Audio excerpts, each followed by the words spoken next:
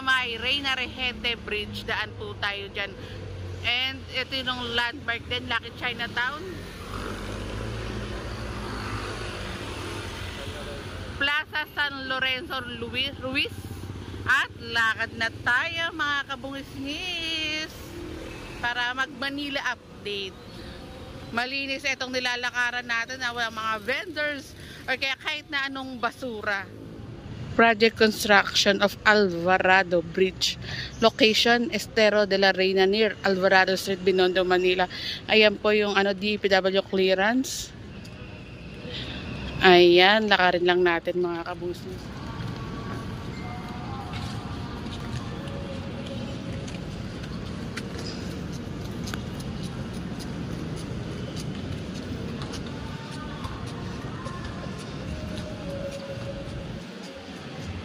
At eto yung plano pala, dagdag ko lang rin pala, yung magiging itsura niya.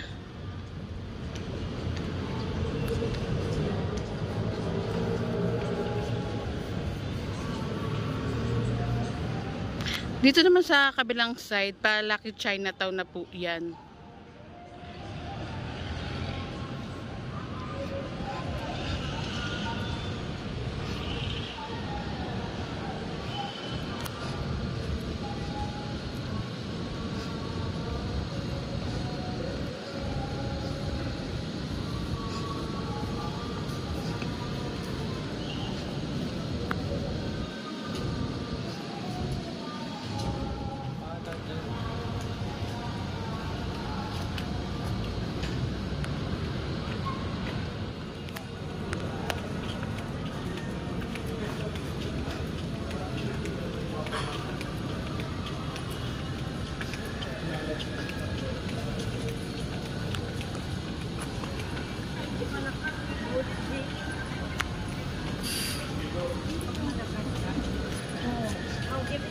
ว่าจะมาทำปูก็จีกันแล้วหมด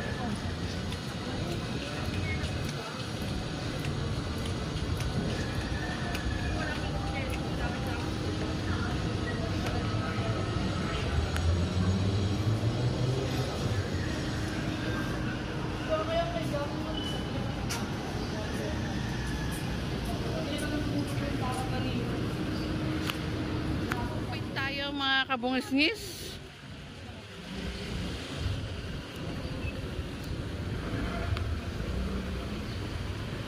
Continuation, lakarin na po natin for our Manila update.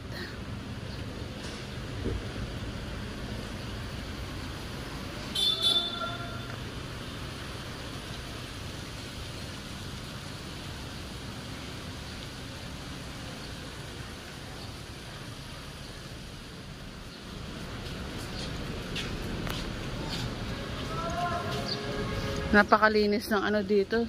Estero, wala akong makita kahit na anong basura. Dahil din yan sa ating mga DPS and Estero Rangers.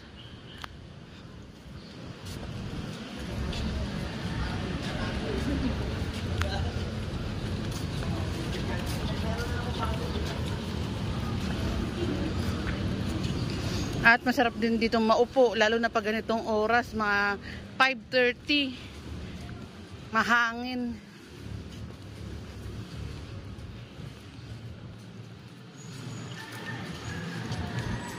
Although dito naman sa kabilang side, ayun may mga daga, basura. Ayun o daga o.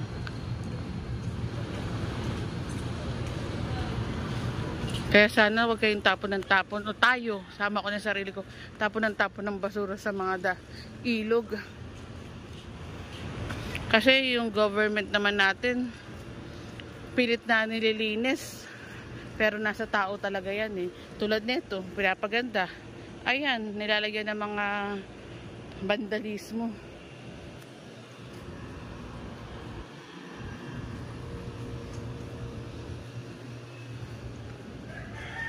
Ayun, dami natin natutuklas ngayon na sa pagmamanila update natin ngayon, ang dami natin natutuklas na lugar na pinapaganda, inaayos dito sa Maynila.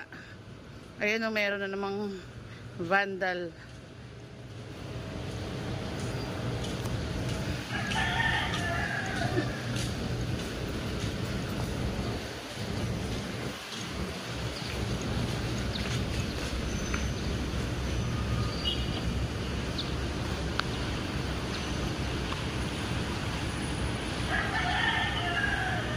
May mga halaman, bulaklak. Ito sa side na to.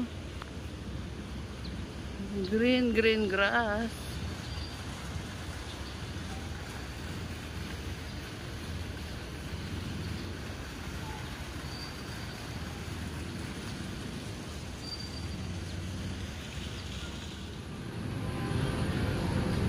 Continuation tayo mga kabungisnis. Dito tayo sa Binondo de Canal and Chinese Pagoda Project.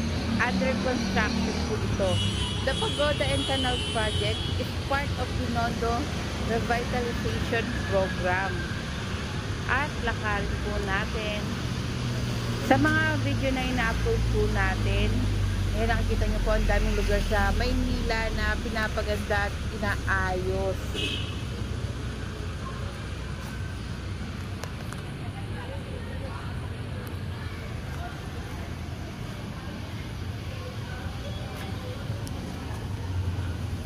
Iba-iba pala mga design itong mga nandito.